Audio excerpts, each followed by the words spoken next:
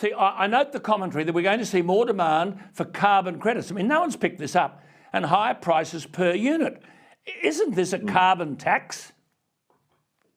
Well, it is when you have an aggressive reduction required from industry, and that is exactly what Labor is doing with their policy. They are requiring a very significant reduction in emissions in the top 200 businesses across Australia. 215? And that becomes carbon. That becomes a carbon tax. It's very simple, Alan. I mean, there's this safeguard mechanism introduced by Greg Hunt, part of the Abbott government, and that, as it stands, relates to facilities that emit more than 100,000 tonnes of carbon dioxide a year.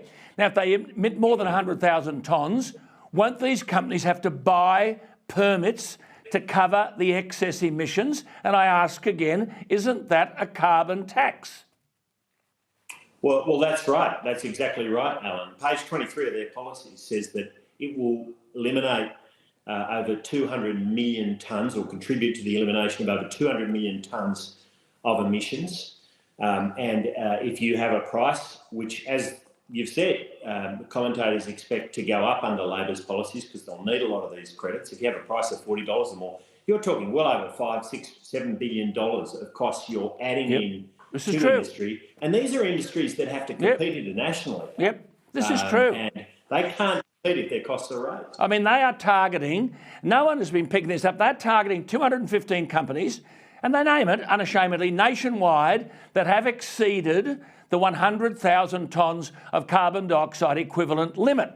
And the Labor policy says, quote, the safeguard mechanism supported by National Reconstruction Fund financing is projected to deliver 213 million tonnes of carbon abatement between 2023 and 2030. That's page 23, by the way, of their policy. Now, this NRF is similar to the Clean Energy Finance Corporation, so $3 billion worth of funding will achieve 24 million tonnes of carbon abatement. Okay, terrific.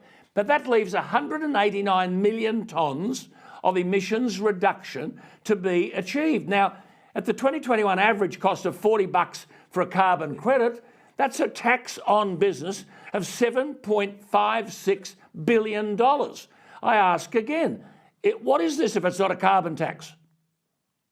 Well, it is a carbon tax. Make no mistake about it. And this is typical Labor policy. Ultimately, they're obsessed with jobs in white-collar industries. There's no problem with jobs in white-collar industries. I want to see more of them. But they show no empathy for jobs in these blue-collar industries when it comes to their substantive policy.